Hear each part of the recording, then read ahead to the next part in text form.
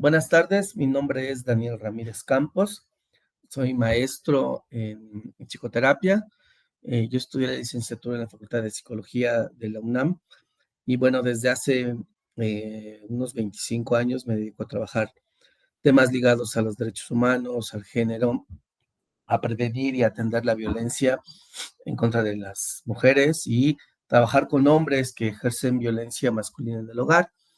Y bueno, desde entonces, pues el tema del feminismo, el tema de las mujeres, del movimiento de las mujeres, pues evidentemente ha sido de mi interés y por lo tanto el día de hoy quiero compartir con ustedes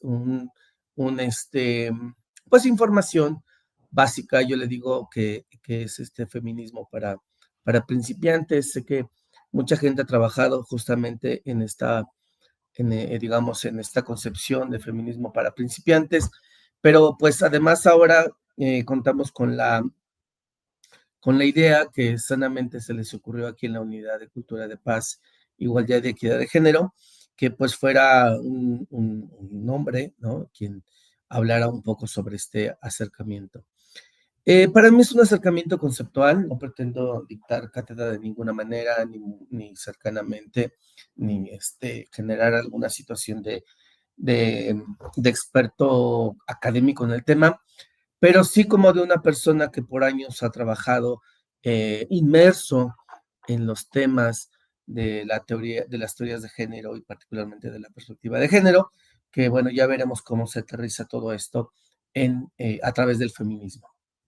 Entonces, bueno, vamos a ver la primera lámina que nos habla precisamente del título, Feminismo en México, en apoyo con la Unidad de Cultura de Paz, Igualdad y Equidad de Género de la Universidad Rosario Castellanos. Entonces, esa sería como nuestra intro. Vamos a pasar a la siguiente lámina. Y bueno, antes de hablar del feminismo en México, eh, creo que es importante mencionarles que desde mi experiencia, mi práctica, mi punto de vista y mi conocimiento, yo escuché hace muchos años hablar a Paco Ignacio Taibo sobre lo que él llamó el complot antifeminista en México. Y precisamente quiero yo iniciar desde ahí. Existe un complot, una conjura antifeminista en México. Si bien en todo el mundo ha habido um, un mandato por invisibilizar la acción de las mujeres, por invisibilizar particularmente a las mujeres en sí, México no se queda atrás. Entonces, partiendo de que existe esta conjura o este complot antifeminista en México, justamente se han quedado de lado, se han eh, dejado atrás un montón de mujeres que han hecho cosas, pues tanto porque otras mujeres puedan disfrutar de, de sus derechos, pero también mujeres que han luchado por un país, que han luchado por una forma de ser, y bueno, pues ahí las vamos a estar mencionando un poquito más adelante. Y bueno, primero, antes de aterrizar en el tema del feminismo, me gustaría hablar un poco más del movimiento amplio de mujeres, y no solo en México, sino a nivel mundial. ¿Por qué para mí es importante? Porque eh, van a ver ustedes al final de esta presentación cómo metodológicamente para mí hay un movimiento amplio de mujeres que poco a poco se va compactando, que poco a poco se va aglutinando, que se convierte, digamos, toda la parte teórica, metodológica de lo que sería el género, y eso indudablemente nos va a llevar a aterrizar en una práctica que es propiamente el feminismo. Entonces, igual que ahora se habla de teorías de género, no solo existe una teoría de género, sino existen las teorías del género, existe no solo el movimiento de la mujer, sino el movimiento de las mujeres. Igual el feminismo tiene una identidad diversa, dinámica, que esa es una parte importante, pero sí haremos una mención a estas etapas del feminismo desde la apreciación que yo tengo.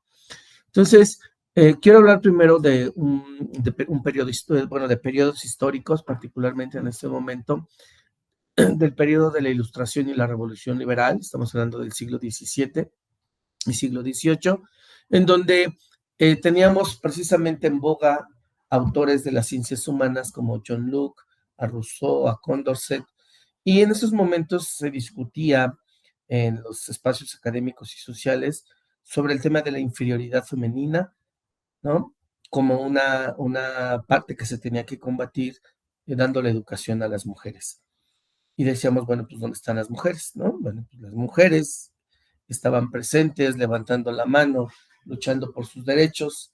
En esos momentos, Olimpia de Gauss es quien de manera más intrépida, más férrea, proponía que se mencionara de manera clara a las mujeres y su participación en las luchas históricas.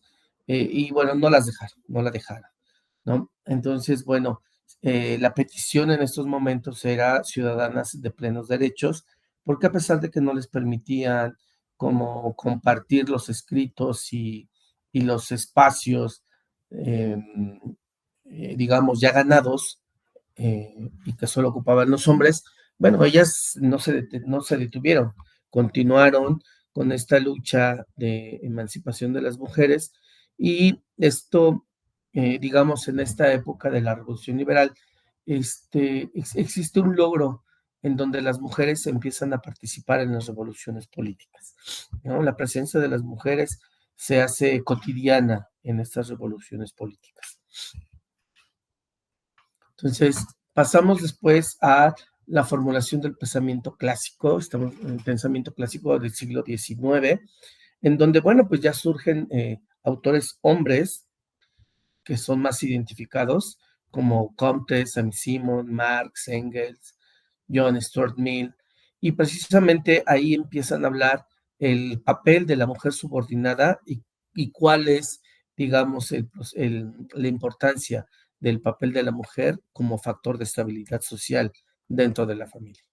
Entonces ya empieza a haber un análisis de qué papel está jugando la mujer. Se rompe la naturalización de, bueno, la concepción natural que se tenía sobre la mujer como parte de la piedra angular y servidumbre de los espacios familiares, para hacer un análisis y decir, bueno, el papel subordinado de la mujer juega, es de gran importancia en la estabilidad social, ¿no?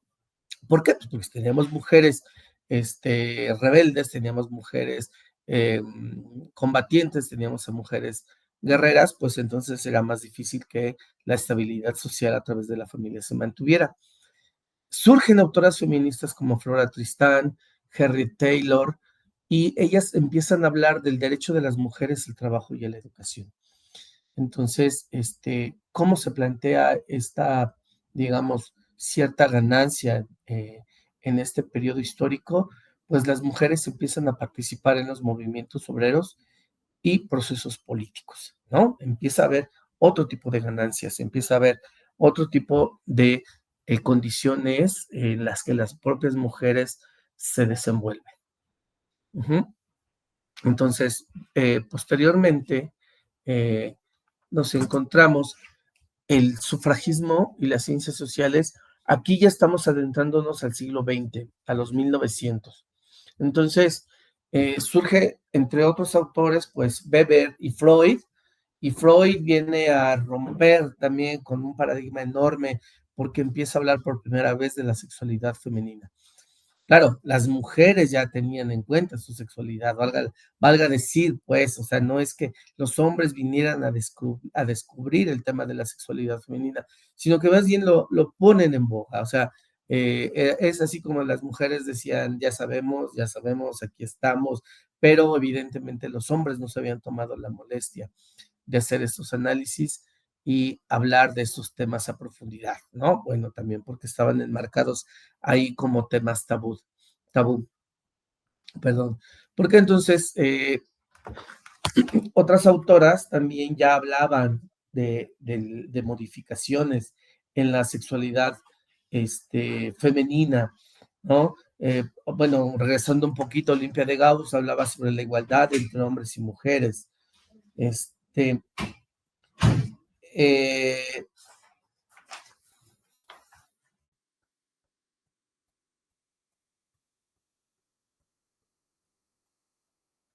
y bueno, hasta aquí los filósofos también empezaban también a abrir un poco el tema de su concepción acerca de la participación de las mujeres y empezaban a promover también el voto de las mujeres.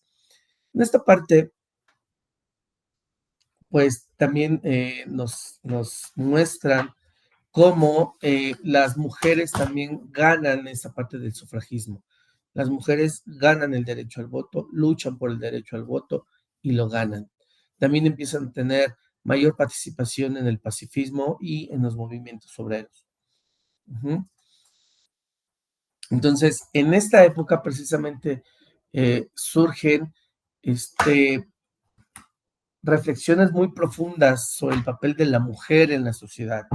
Y de manera práctica surgen figuras como Alexandra de Kollontai, que es una destacada política marxista rusa y que es la primera mujer en la historia en ocupar un puesto como ministro de gobierno en una nación.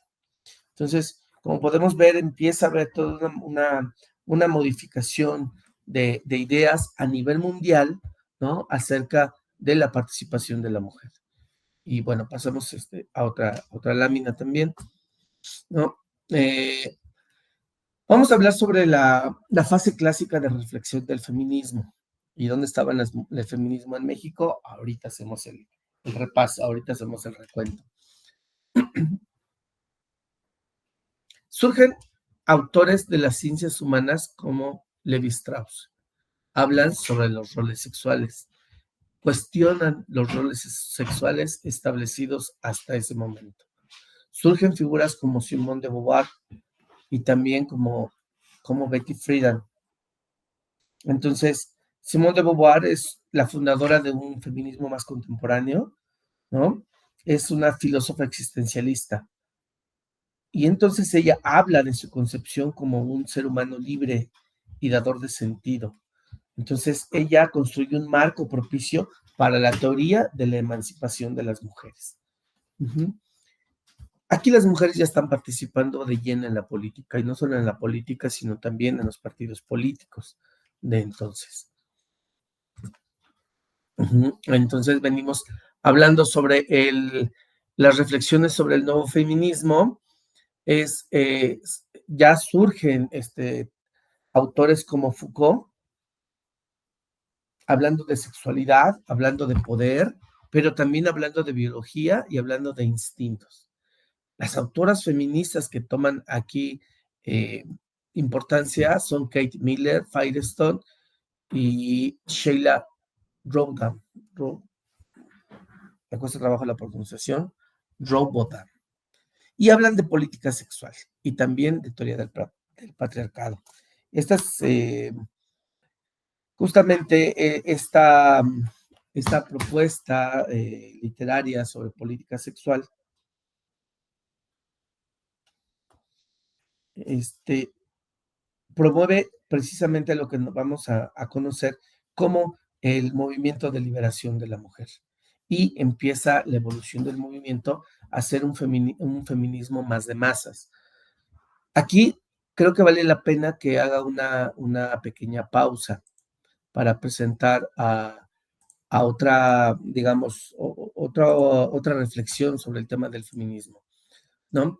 Entonces, aquí se analizan las fases del feminismo. No, lo voy a dejar para un poquito más adelante. Permítanme regresar, ¿no? Este, Permítanme regresar porque me parece que tengo que hacer primero este corte sobre lo que yo les comentaba del movimiento amplio de mujeres y cómo fue evolucionando.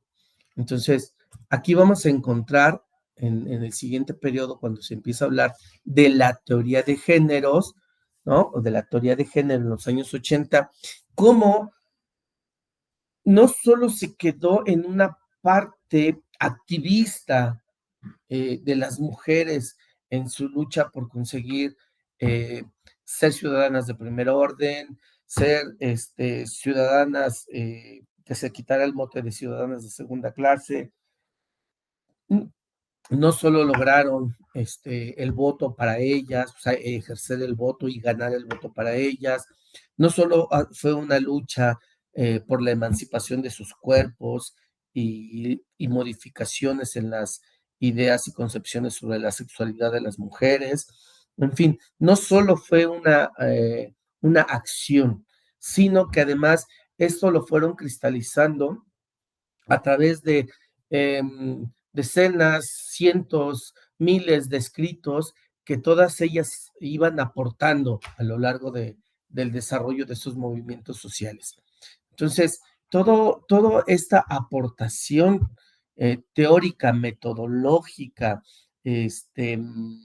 literaria por parte de las mujeres es lo que da, digamos, forma, condensa, digamos, una parte eh, muy material a todas estas propuestas, ¿no? A través de la teoría de género. Entonces, la teoría de género, digamos que viene a ser, desde mi punto de vista, la manera en la que los movimientos de las mujeres dejan plasmado de manera muy clara, de manera muy contundente, todo lo que ha sido la trayectoria y los procesos para conseguir los objetivos que hasta ese momento habían logrado.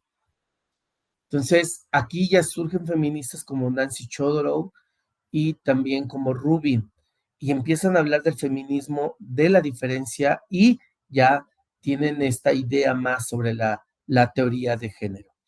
Entonces, como les comentaba al principio, desde mi punto de vista ha sido un proceso en donde el movimiento amplio de mujeres vino a, digamos, condensarse de una manera, ese activismo se condensó de una manera teórico-metodológica a través de la teoría de género y de la perspectiva de género, y digamos que se lleva a la práctica, ¿no? Todo eso se traduce de manera práctica en lo que hoy conocemos como el feminismo.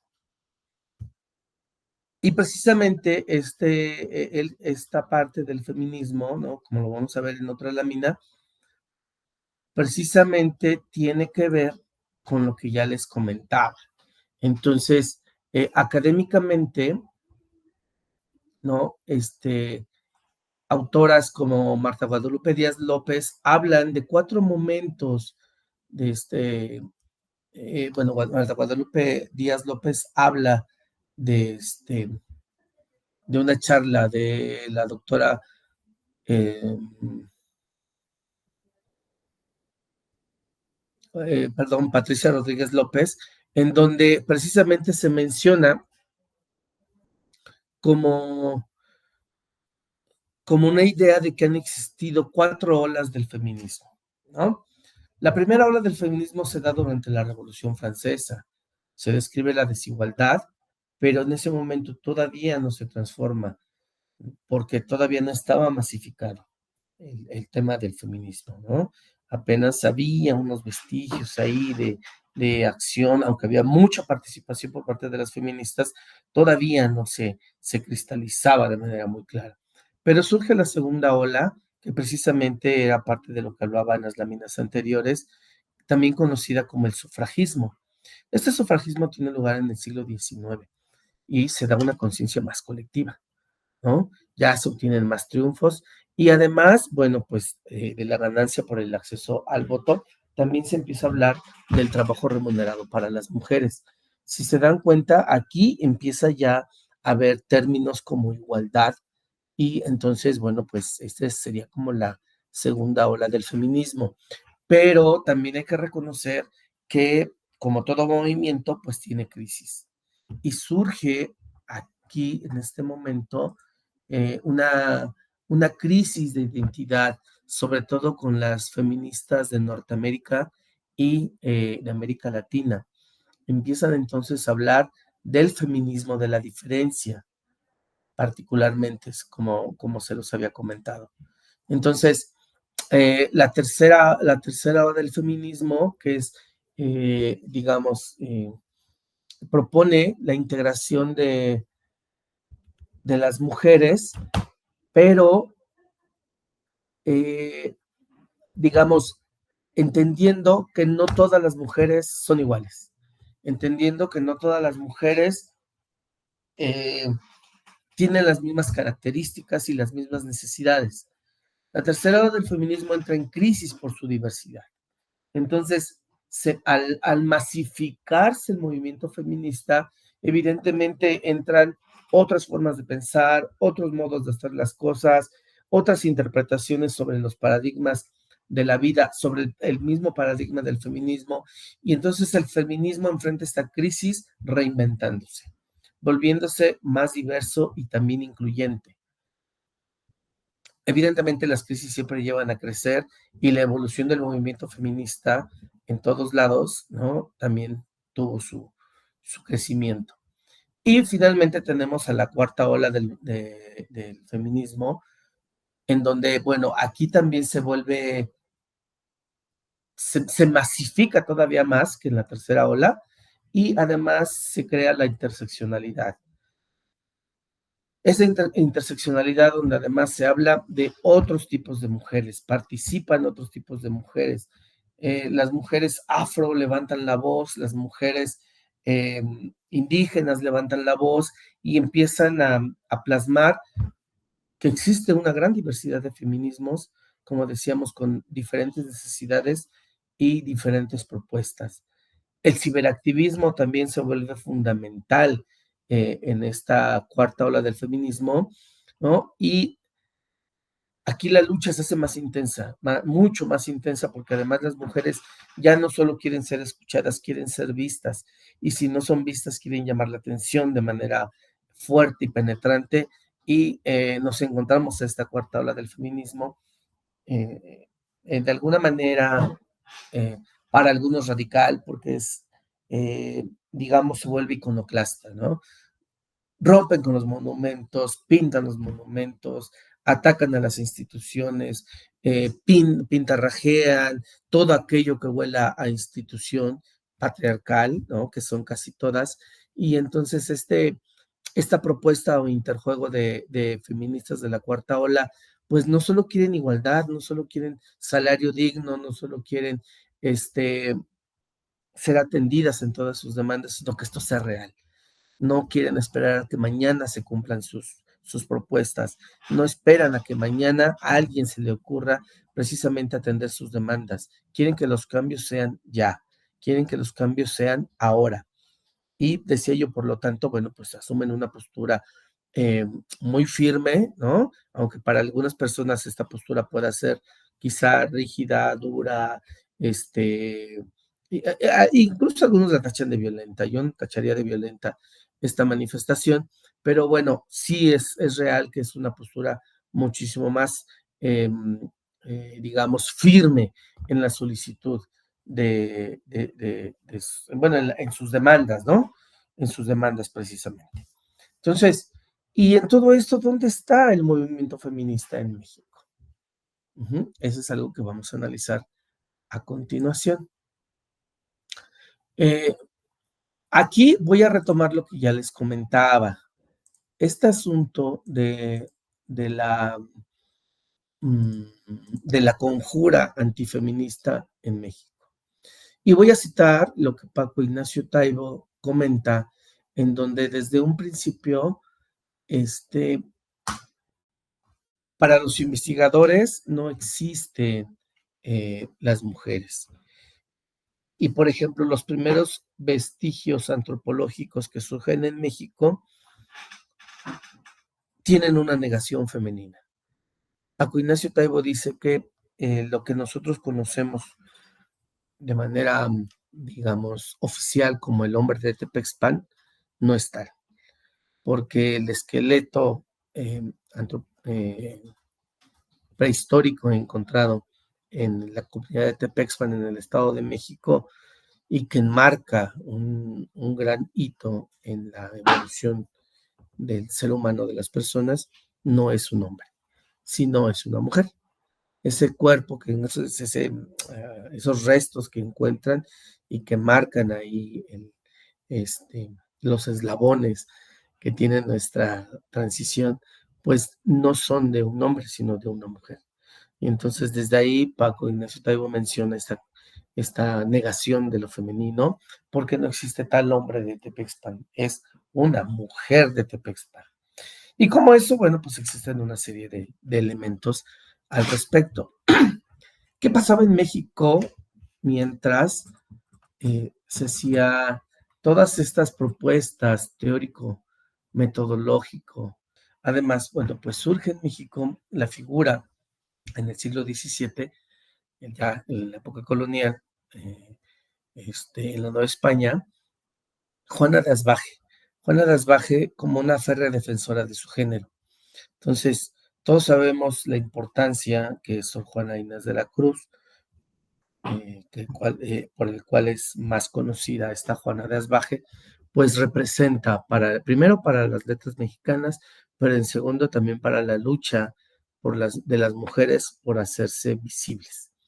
Entonces, eh, Juana de Asbaje, que escribe, entre otras cosas, Hombres necios que acusáis a la mujer, y justamente he tenido la oportunidad de visitar algunos espacios feministas, y ahora las pintas que existen en esos espacios feministas son tan transgresoras que en lugar de decir hombres necios que acusáis a la mujer, las pintas dicen pinches necios, ¿no? Pinches hombres necios, justamente porque forma parte de lo que comentábamos como esta cuarta ola del movimiento feminista en México, que viene a manifestar de manera clara, como les decía, que las mujeres ya no quieren esperar el cambio, quieren ser parte y protagonistas de este cambio. Entonces, después vamos a encontrar cómo sigue escondida la figura de las mujeres, cómo sigue ahí dejada de lado la figura, la figura de las mujeres. Entonces decíamos, ¿qué pasó? ¿Qué pasaba con el feminismo en México? Además de los escritos de Sor Juana Inés de la Cruz, pues vamos a encontrar la participación de otra serie de mujeres en la época de la Revolución. Las famosas Adelitas, soldaderas, enfermeras, pero también cómo se ha dejado de mencionar a estas mujeres que participaron como coronelas también en los espacios de combate en la revolución, no solo como asistentes, sino como, como incidiendo de manera directa en en esta lucha por la libertad de los pueblos de México. Entonces, la revolución precisamente que a muchos no les hizo justicia, que a muchos no les ha hecho justicia, ha sido un espacio en que tampoco le ha hecho justicia a las mujeres, porque las mujeres han sido borradas, invisibilizadas, y es nula la mención de las mujeres en esta fase de la historia del México moderno. Entonces, es importante tener presente la participación, decía yo, no solo de Adelitas como soldaderas o enfermeras, sino también como las famosas coronelas. Estas mujeres que lucharon y pelearon, este, porque su naturaleza no es solo estaba en el servicio. Y aprovecho la oportunidad para hacer un pequeño retroceso cuando hablaba yo hace un rato de la mujer de Tepexpan. Este, los vestigios encontrados nos dicen que no era una mujer ni que se quedaba en su casa, ni era recolectora ni cuidadora primaria, porque encuentran los restos de la mujer de Tepexpan junto a lanzas y armas que seguramente estaba empuñando, y además junto a esqueletos de mamuts. ¿Qué quiere decir esto? Que la mujer no era recolectora y sembradora, la mujer participaba también de la caza, ¿no? Ese mito del que los hombres somos los que salimos a cazar el mamut y se rompen con una revisión clara, sin prejuicios y con perspectiva de género, del análisis de la historia. Y entonces nos encontramos que esta mujer estaba blandiendo armas, estaba utilizando armas, porque también estaba de cacería. Y lo mismo, bueno, y es algo parecido acá con el tema de la revolución, donde se borra y se invisibiliza a las mujeres que están luchando en ese momento. Pero también es importante cómo no solo de manera bélica participaron las mujeres, sino que también aquí surgen las figuras, por ejemplo, de Hermila Galindo, y surgen las figuras em, de Elvira Carrillo Puerto, que son dos mujeres de la época revolucionaria y posrevolucionaria que lucharon porque se cristalizaran los derechos de las mujeres. Fueron dos mujeres que dieron una férrea pelea porque las mujeres fueran ciudadanas de plenos derechos. Sabemos que, bueno, la situación del voto no se consigue hasta unos años más tarde, pero bueno, finalmente estas mujeres sientan las bases para que esto pueda ocurrir de manera posterior. Y vamos a ver cómo también en 1971 hace su aparición en México un grupo que sería denominado Mujeres en Acción Solidaria. Y bueno, este grupo de Mujeres en Acción Solidaria forma parte de los primeros grupos que surgen como de el movimiento de mujeres mucho más organizado, en donde pues además existen aquí mujeres filósofas, antropólogas, literarias, historiadoras, economistas, ¿no? Y entonces, eh, pues, eh, vierten sus puntos de vista, vierten sus análisis políticos, vierten sus análisis económicos y empieza a haber una mayor participación por parte de las mujeres en los diferentes movimientos.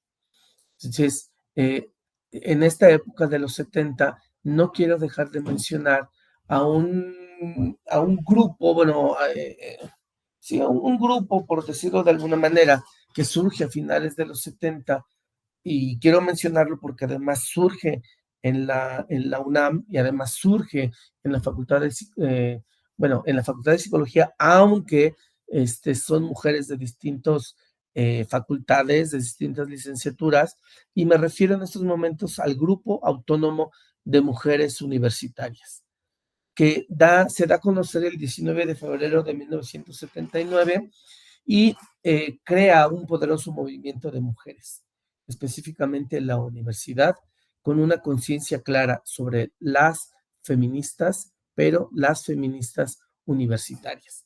Y el surgimiento de GAMO para mí representa un punto de no regreso, porque esta diversidad tan amplia de mujeres de otras facultades, incluso de mujeres que no necesariamente pertenecían a la universidad, pero que estaban insertas de alguna manera en el activismo de la universidad, pues empieza justamente a plasmar de manera muy práctica, ahora como de regreso, ¿no? O sea, hubo el movimiento de las mujeres, se cristaliza en la teoría de género, se ejerce digamos, el feminismo como tal, y entonces se retoma de manera muy responsable toda una serie nuevamente de activismos para favorecer, bueno, no para, bueno, sí, para favorecer que las mujeres pongan en práctica sus derechos básicos y fundamentales.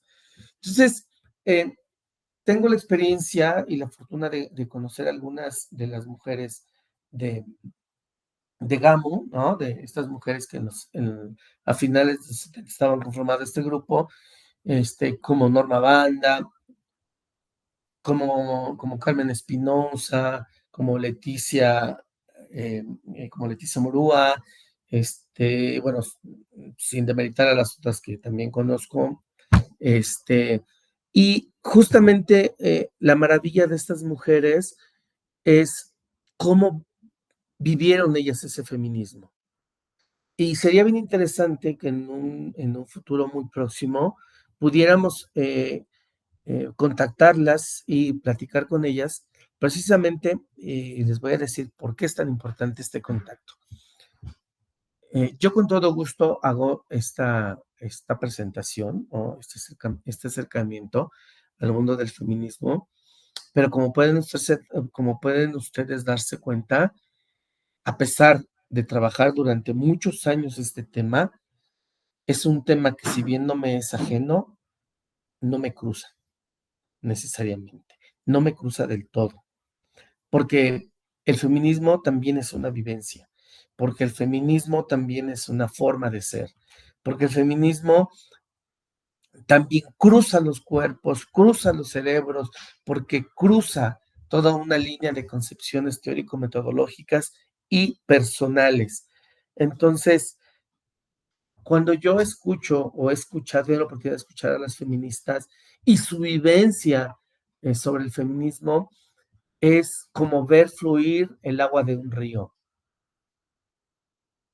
Hablan, platican su experiencia, hablan de su vivencia, plasman todo su activismo y las ganancias personales en lo económico, en lo físico, en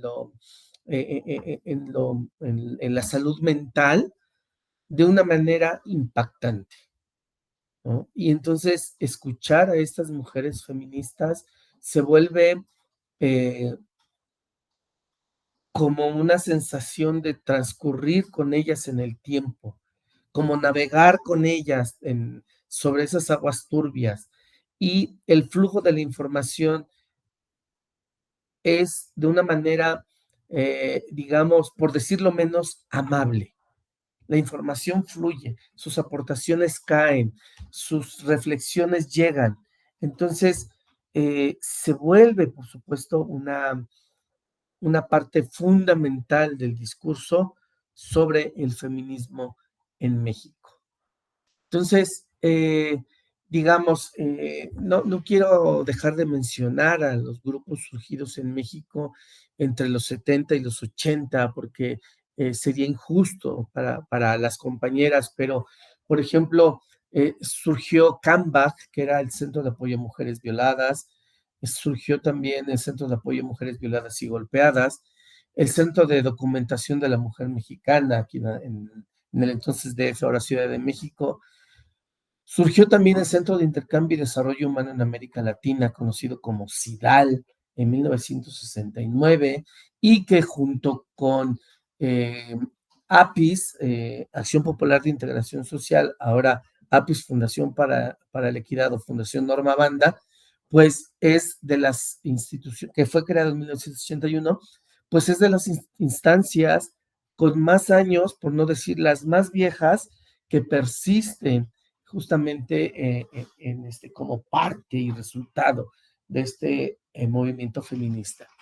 También surgieron la Coalición Nacional de Lesbianas y Homosexuales, el colectivo Cine Mujer, el colectivo La Revuelta, el colectivo Venceremos, el Grupo Autónomo de Mujeres Universitarias que ya les comentaba, GAMU, en el 79, Grupo de Mujeres de Culiacán, Grupo de Mujeres de Jalapa, Mujeres Lambda, OICABET y Unión de Feministas Revolucionarias en Torreón, Coahuila. Entonces, esta es apenas una muestra pequeña de de los 70, 80, ¿no? Que son digamos, el punto de partida eh, para, para cimentar todas las bases que el feminismo ha aportado en México. Entonces, el movimiento feminista, también hay que decirlo, ¿no? Digamos, hacía la propuesta sobre salud sexual y reproductiva, que esa era una de las primeras apuestas que se hizo, ¿no? Entonces, las feministas hablaban sobre salud sexual y reproductiva. Posteriormente se fue ampliando la necesidad para hablar sobre las mujeres o de las necesidades de las mujeres y aparte de la salud sexual y reproductiva, también se empezó a hablar sobre la economía de las mujeres, cómo las mujeres podrían generar dinero, cómo las mujeres podrían generar ser innovadoras, hoy dirían ser emprendedoras. Pero al hacer esto, a principios de los 80 también destaparon otra necesidad, porque para que las mujeres pudieran, digamos, ser precursoras de riqueza y generar otro tipo de ganancias, pues tenían primero que alejarse del fantasma de la violencia. Porque la violencia oprime a las mujeres. La violencia dirigida hacia las mujeres, bueno, de todos lados, pero si hablamos de la violencia dirigida a las mujeres en los espacios domésticos, en los espacios íntimos de la mujer, pues precisamente forman toda una maraña que no permite que las mujeres crezcan. Entonces, Norma Banda mencionaba que para que una mujer pudiera ser productiva y dedicarse a otras cosas que no fueran necesariamente los espacios domésticos, pues tenían que dejar atrás las huellas que el maltrato, que la violencia les infringía. Entonces, surge, ya no nada más es la parte de la economía de las mujeres, el emprendurismo, bueno, el que las mujeres sean emprendedoras, y que tengan salud sexual y reproductiva, sino también surge la idea de trabajar en contra de la violencia hacia las mujeres. Y como pueden ver, bueno, pues es un tema que además, ¿no? Incluye otros tantos, porque la violencia hacia las mujeres, implica un montón de cosas, implica un montón de generación, incluso de política pública, porque no bastaba solamente con la parte eh, de, de lucha de las mujeres por dejar de lado la violencia, sino que además existía toda una serie de leyes y mecanismos sociales que justificaban esta violencia. Entonces viene una nueva fase de lucha que tiene que ver con política pública. Esta incidencia en política pública, que entre otras cosas, pues genera, junto con la participación de las mujeres en otros espacios internacionales que luchan contra la violencia contra las mujeres, como Belén do Pará y otras, ¿no? Este, Vienen a dar como resultado, junto con el movimiento de todas estas colectivas que ya les he mencionado, vienen a dar como resultado una política pública donde se crean las primeras instancias de atención que el gobierno, particularmente de la Ciudad de México, instala para la atención de las mujeres que viven en situación de violencia. Y estamos hablando finales de los 90, principios de los 2000.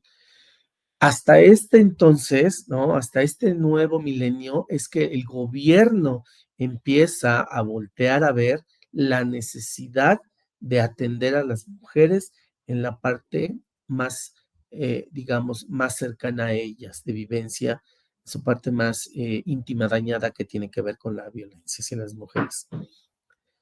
Las instancias que yo les menciono, estamos hablando que surgieron en los eh, finales de los 70, principios de los 80, y siguieron surgiendo otras instancias que atendían a mujeres que habían sido violentadas, este, que habían sido violentadas sexualmente, mujeres también víctimas de secuestro, de trata de personas, en fin, las necesidades de las mujeres siguen estando vigentes y por lo tanto es tan importante y tan necesario, ¿no? Que el movimiento feminista siga reagrupándose, siga rehaciéndose, siga reinventándose, porque las necesidades de las mujeres también cambian. Hoy día, por ejemplo, tenemos como una parte también de resultado de política pública la ley Olimpia, fundamental para el tema de la violencia digital y cómo los hombres no siguen violentando a las mujeres a través de fotos, a través de compartir imágenes, ya sea que ellas les compartieron o que los hombres inventan, porque ahora con las nuevas tecnologías, pues nos encontramos situaciones en donde los hombres solamente utilizan los rostros de algunas mujeres y les hacen toda una serie de composiciones fotográficas que las ofende, que las lastima, que las lacera y que las pone en riesgo, y pone en riesgo su salud física y también mental.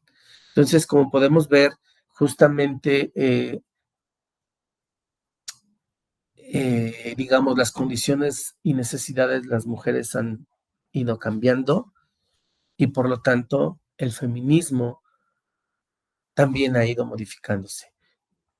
Estas 4 olas que he mencionado, ¿no? De alguna manera, bueno, pues las 4 han incidido en la historia de México, las 4 han tenido su momento en la historia de México y actualmente, bueno, pues estos grupos de pinta, decía yo, bueno, estos grupos iconoclastas, ¿no?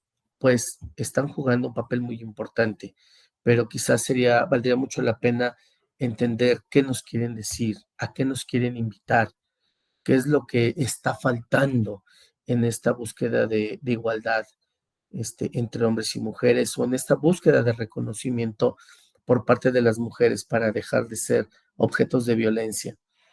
Sería muy importante entonces que como sociedad, más allá de criticar o no eh, las pintas y el rompedero de cosas, de imágenes y de todo aquello que significa una institución patriarcal, quizá valdría mucho la pena que socialmente nos preguntáramos qué está pasando, qué nos está faltando, hacia dónde todavía podemos caminar. Entonces, hoy no quiero dejar de mencionar, antes de terminar, un nuevo debate que surge como parte del movimiento feminista y que tiene que ver con este debate entre feministas y mujeres trans. Ah, las mujeres trans se consideran parte del movimiento de las mujeres y en particular parte del movimiento feminista. Sin embargo, muchas feministas, particularmente, eh, digamos,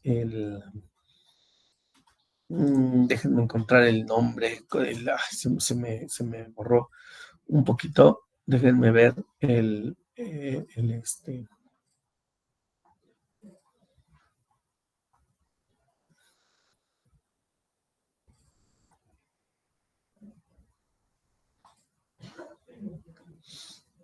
hay una parte de las feministas que se identifican como abolicionistas y que ellas precisamente,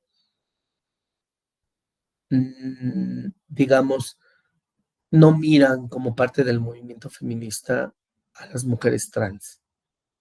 Y ese es justamente este debate que se aviva para discutir, para poner ahí en tela de juicio, eh, pues todas estas categorías, ¿no? Ah, las mujeres, digamos, que están en contra de la inclusión de mujeres trans, pues dicen que ellas hablan de que existe una diferencia entre los cuerpos, ¿no? Que aunque haya personas que se identifican como mujeres y no tienen los genitales que identifican biológicamente a las mujeres, bueno, pues entonces ya no forman parte, ¿no? De estas necesidades. Sin embargo, las mujeres trans sí se identifican como un grupo vulnerabilizado precisamente por su condición trans. Y bueno, pues el debate sigue ahí, ¿no? Es un debate en donde, pues,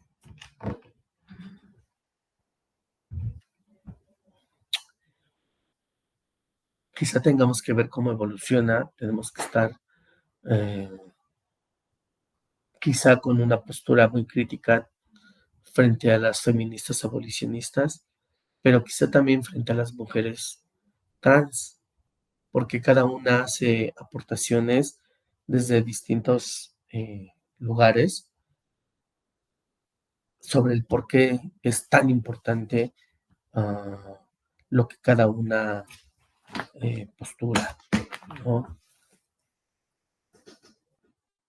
Parecen irreconocibles perdón, irreconciliables, disculpan, parecen irreconciliables estas posturas, ¿no? Porque además mutuamente se sienten excluidas, ¿no? Las mujeres abolicionistas se sienten excluidas por en el discurso trans y las mujeres trans se sienten excluidas en el discurso abolicionista.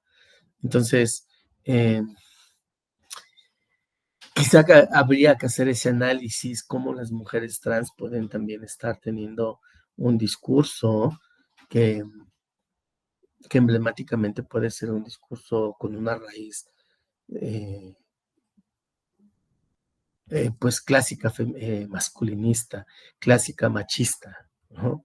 Este, pues con esas características que hemos conocido a la masculinidad hegemónica. No estoy diciendo que lo tengan, yo digo que habría que hacer el análisis sobre estas mujeres este, trans, ¿no? A ver hasta dónde también su discurso se permea por esta parte masculina hegemónica, ¿no? Y pues bueno, también los cuerpos de las feministas abolicionistas no están exentos de también tener un sesgo ahí, este, pseudo machista, porque también recuerden que el machismo cruza los cuerpos, cruza las ideas, no solamente tiene que ver con una condición genital, ¿no? Entonces, bueno, pues un poquito hasta aquí, déjenme revisar mi acordeón por si todavía tengo alguna situación que quisiera mencionarles y que haya yo dejado de lado. Espero que dé algunos tips sobre el tema del feminismo en México, insisto, sin querer dictar ningún tipo de cátedra, sino más bien tener este acercamiento desde el mundo de la masculinidad o de los hombres y como también como hombres podemos tener esta postura de leer y releer y volver a leer a nuestras autoras feministas, meternos a leer y releer las teorías de género y tratar de formar parte de este proceso de cambio en donde la lucha contra la violencia hacia las mujeres, la lucha por la igualdad y la equidad de género no sea una materia de trabajo, no sea un, un, un, este, algo que nos obliguen a hacer, sino también se convierta en una filosofía de vida. Muchas gracias y espero que nos veamos en otra ocasión.